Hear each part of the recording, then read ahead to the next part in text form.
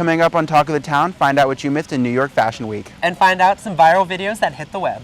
Then we'll tell you about an inspiring play right here on campus. And then, if Valentine's Day left you feeling sad, find out how to bake a cake and eat your feelings.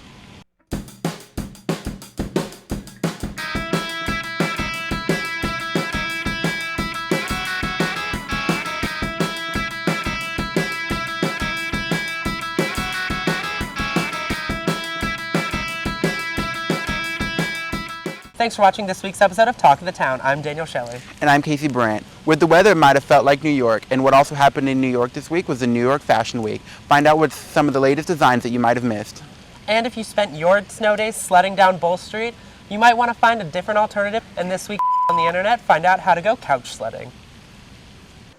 Welcome into this week's episode of Fashion Week. We're coming off of one of the most exciting weeks of the year for fashion, the Mercedes-Benz Fashion Week. But first, we're going to start with a little Kardashian lovin'. First up, Kim K's ruffle skirt probs. So she posted a picture on Instagram this week, and she looks Ridiculous. She's really gone downhill since the whole Kanye effect, and her fashion's proven that. You know, maybe it's the hormones with North. I don't know, but Kim needs to get it together. Also, a middle ruffle is never a good idea. Causes some issues in the skirt area. Anyways, we have this next photo of Kim K in her white outfit. First of all, white on a Kardashian? Yeah, that doesn't happen. They're always dressed in black. I don't get it. Her booty is magnified about 125%. I read, actually, that she's been getting liposuction and has the fat from her stomach put into her butt. That's evident in this photo. That's absolutely natural, isn't it?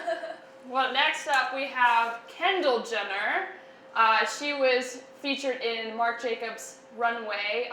She said she's 18, she can do what she wants now. She said she didn't even recognize herself with her bleached eyebrows, all that makeup, that wig. What's your take on it? I think that she's trying her best to get into the modeling industry, and she's got to do what she's got to do. Even though she comes from a relatively famous family, that's not going to help her so much in the modeling industry. It'll only help her to a certain extent.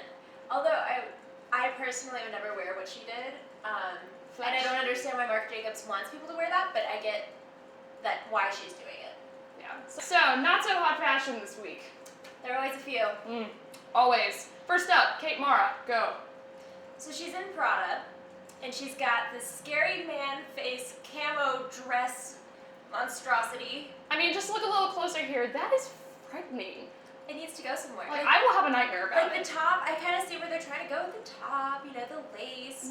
But it's a little too plunging for my taste, and then the face. That's certainly a statement, but not the one that I would be wanting to make, especially at a premiere for her own TV series, House of Cards.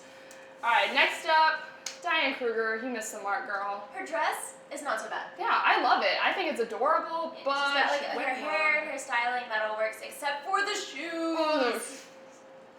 They're from the 90s. Ooh. I swear. You see the socks? The socks? Oh, it's awful. They're clunky as they get. All right, bright future for Lily Aldridge's new line. I think that it looks great. I think so too. See, the internet has other things to say, but I think that it's a classically cut yet modern dress because of the neon coloring. Absolutely. She looks stunning, and I love how she paired it with the nude pumps. It's great. Absolutely fabulous. Beautiful color on her. All right, Olivia Wilde. I love this girl. She is wearing an O sweater, which is quite punny. Because it's like monogramming, but worse. The emerald dress that she wore to the awards show, I think it was the Golden Globes, she's never looked better than she did at that moment. But this, however... You know, if her husband wore a J sweater, it would be OJ. We need to make that happen for them. All right, Amber Heard, what do you think? I don't personally love it. I feel like it's very fitting for her and Johnny Depp's relationship. Indeed. Razor sharp and whatnot. But, I don't know, I think her hair looks like a mess.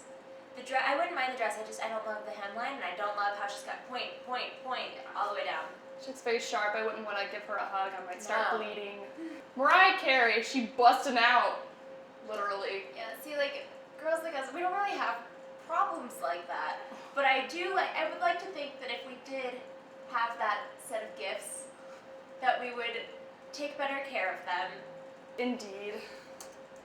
All right, your favorite from Fashion Week 2014. So my idol, Juliana Rancic, posted this picture to Instagram this week, and oh my gosh, I could not agree with her more. She says that somebody has to wear it to an awards show this season because it is phenomenal.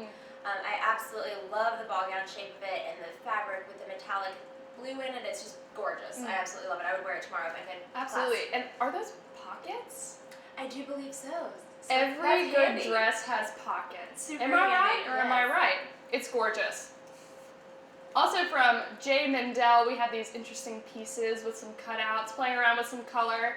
I feel like most of the pieces in the show were black, obviously, for the fall, so I liked the color. Not a big fan of this green. The green color looks a little bit like vomit green. Indeed. I would go that, yeah. Especially with the green background, it's just kind of throwing me off. The blue is okay. I don't particularly like the middle cutout. That's not really my my jam, but Yeah. they're okay. The chiffon's pretty. Absolutely. This dress from Leela Rose, very practical. I personally love this dress. I would definitely wear this to work. I love the color. I love the neckline, the sheer polka dots. It's just really classy. It's got a classic Audrey Hepburn sort of vibe with the high neckline. It's gorgeous. Absolutely. But the purple gives it a whole new. Dimension. All right, Kelsey, talk about your favorite. I love Tory Burch. I do. I doesn't? promise I do. I want her flats. I want everything that she makes. But her fall fashion line seemed to fall short for me. There are a couple that I think are alright, but then there's just the patterns and just, I mean, it's just entirely too much. Like, I feel it's like frumpy. it verged on frumpy, like with this sweater here, but then you have this dress that would pair nicely with a belt. I feel like With that's a belt and younger. some riding boots, she'd look adorable. Absolutely, but I didn't get the connection between the pieces. Maybe it's because I'm not a fashion artist, but who knows? All right, and my personal favorite is Zac Posen. I love these dresses. I love the orange, especially on that skin tone, and then the black dress, and then you want to talk a little bit about Sofia? Sofia Vergara, she wore this beautiful black ball gown. I kind of feel like it's a combination of the two gowns that we just showed. She paired it with a beautiful turquoise statement necklace. I know that on Fashion Police they were not the biggest fan of this look, but I think it's fantastic, and I see what she was doing, and I think it was a statement for sure. Thanks for watching this week's episode of Fashion. Come see us again in a couple weeks when we show you the greatest consignment shops in Colombia. All right, so I've got my trusty stopwatch, and here they come down the hill. It looks like Ruben is in the lead, and here comes out, and this... Oh, jeez. That was a bad idea. At Riverside Park, Rob Lett, Global News. You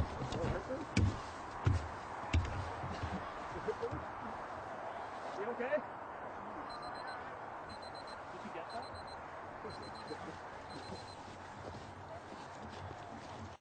You know, I just really enjoy bashing on reporters. And this is the internet. This segment is filled with snow because, well, we just don't get snow that often here. And the results when we do are hilarious. Like this. The best part is after he goes flying and belly flops in the snow, he realizes how bad of an idea this is. Like, nah man, really. Like, you can't see he's coming straight at you. And you might want to find another trusty stopwatch, because I don't think that one's that trustworthy. I mean, he just goes flying. Like, I was expecting him to, get, knocked down, jump aside. No, he literally, it's like a cartoon. I don't even think that, Shaun White could wipe out that epically. Too far? Nah.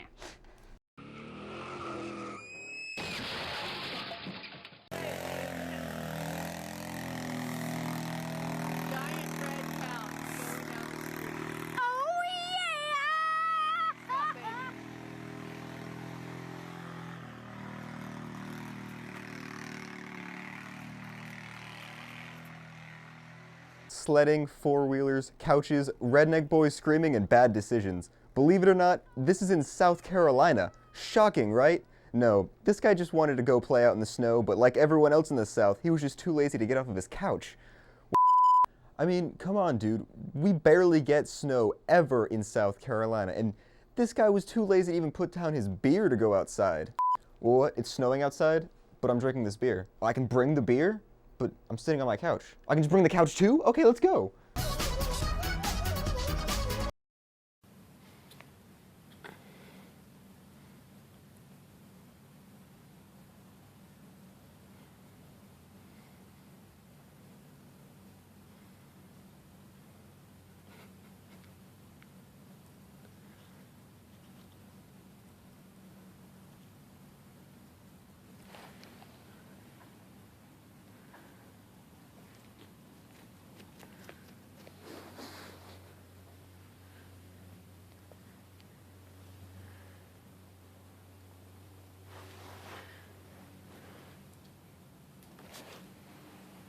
Aww. That squirrel was just looking for a nice place to keep his nuts out of the cold. That's right, we've resorted to nut jokes here on the internet. I love how the dog isn't even noticing though. He's just looking at him like, what are you doing? Okay, you can do that. Okay. The squirrel looks so urgent too, like he's trying to hide it really, really fast. Probably because he's hiding it inside of a dog that's looking at him like he's a snack. Last time we asked you to send us videos, and y'all didn't do jack. And obviously you can see we're not that great at picking videos. And it takes forever. I'm lazy, come on. So for real this time, send us your favorite viral videos at SGTV, at USC, on Twitter, and maybe we'll bash them in the next episode. Coming to the Russell House Theater this week at 6 p.m. are 12 Years a Slave, and at 9 p.m. Thor. And if 12 Years a Slave has you feeling a little depressed, you might want to lighten the mood and go see comedian Jay Farrow in the Russell House Ballroom this Friday at 8.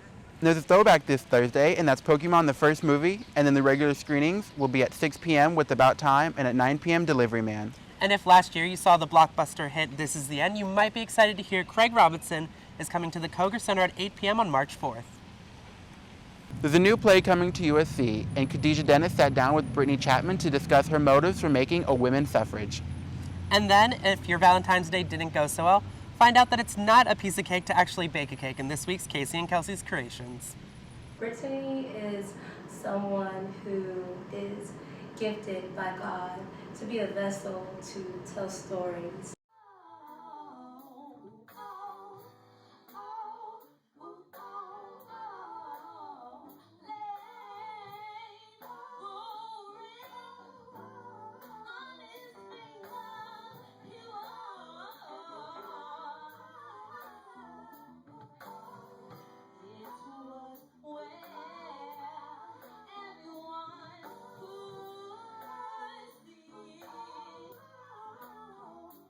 As an artist, you kind of have to bare your soul almost, which is why I kind of like theater, because I'm able to reveal a little bit of myself through characters with different personalities, all of which who I relate to, and I use whatever I can that relates to them, and I express myself through that person.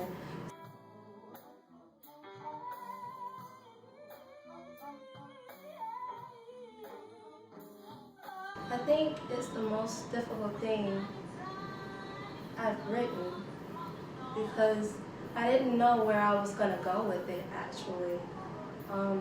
I used a lot of my experiences really to tell the story, and with that I was very nervous because even though people don't know that a lot of these stories were inspired by events in my life, I wasn't sure if I was ready to reveal those things through these characters. I came to USC.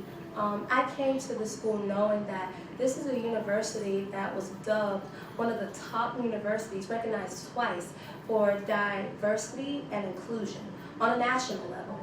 And so I was very excited that I was coming to a school who embraced diversity.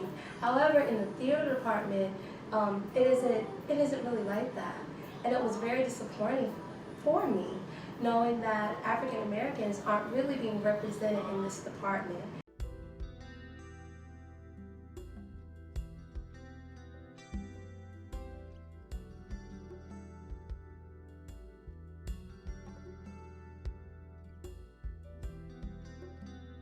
What's one thing that you want people to remember about you?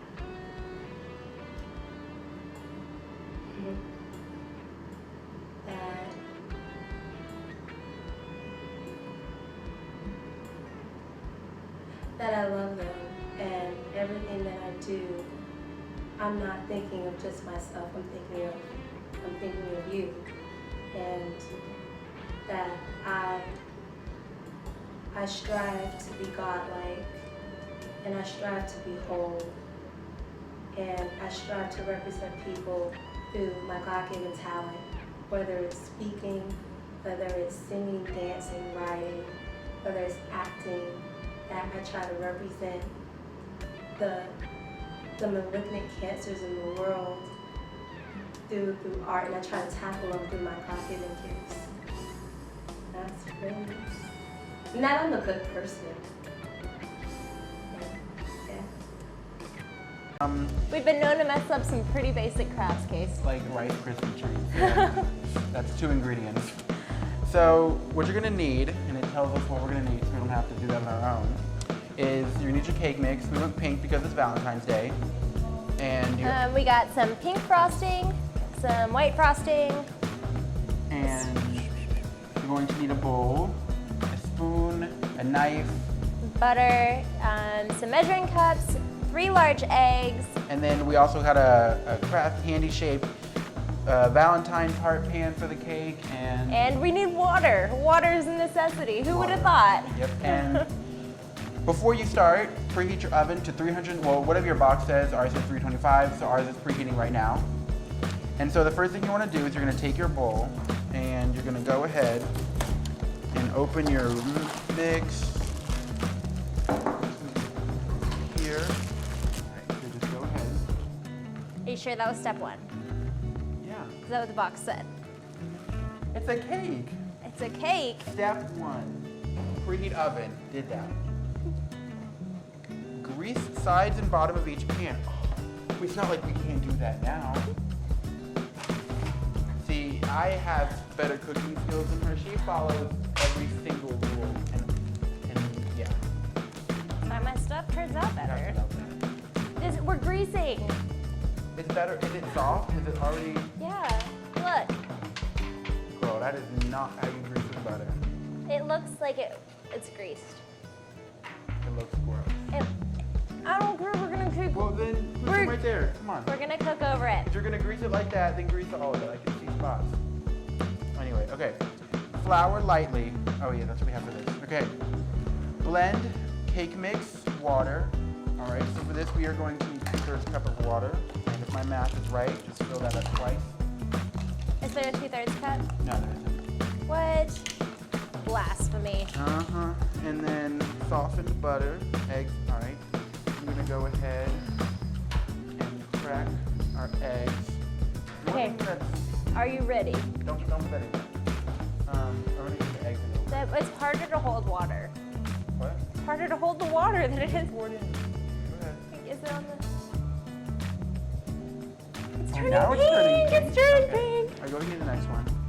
One thing that's good to do when you're making cake or something with eggs is you crack it in and then you mix the egg by itself before you mix it in with everything else. So that way the egg will, and the yolk will incorporate. Take a look at this. Our batter is turning pink. Okay. It's really fancy. All right, so now I'm just gonna mix the eggs on their own. Fork is definitely better. So we have to put in some butter. So we're going to go ahead and it's a softened butter. So we're just going to cut a little bit and put it in the microwave. We're just gonna soften this up. Hopefully it won't melt. So now our butter has been softened in one of the lids we have. We're just gonna go ahead and get that in there. And it is just, we could just eat it. It looks so good. We could just eat it right now. No. It's so No. yummy. Oh. It actually kind of looks like Pepto-Bismol vomit. All right. And so now I'm going to slowly mix this in.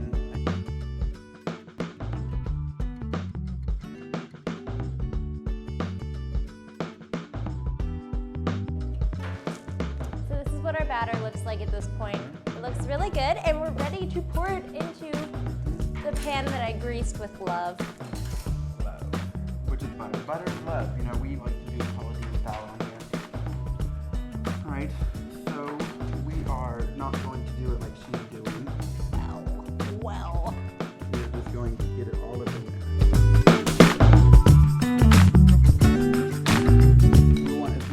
cake as possible so we can eat our feelings on Valentine's Day. Okay. All right, so that So is here done. it is. It's ready to go in the oven. So we have our oven preheated. We're just gonna put it in. All right, go ahead. Oh my gosh. It's really hot. All right, and that is Okay. going to be for about 30 minutes. I think that's what our box says. And so we will see you when that is done. So A little warm. We're gonna make it work. we don't got time. So just go ahead and get your main icing. We're gonna double tape.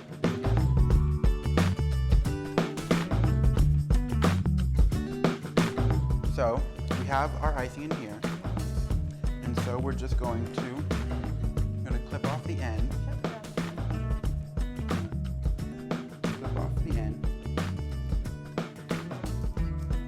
I wouldn't do it that viciously, but you know, It's not cutting to each their own. There we go. out. Okay. I feel like it's gonna be a Maeve just stepped on my mic. You may have just stepped on your mic. Okay, so we're gonna turn this towards us. Do you want to write it or should I write it? You will write it. Casey is gonna write because he's craftier. Okay. I think it's gonna come out in a blob. It's gonna come on a tiny blob.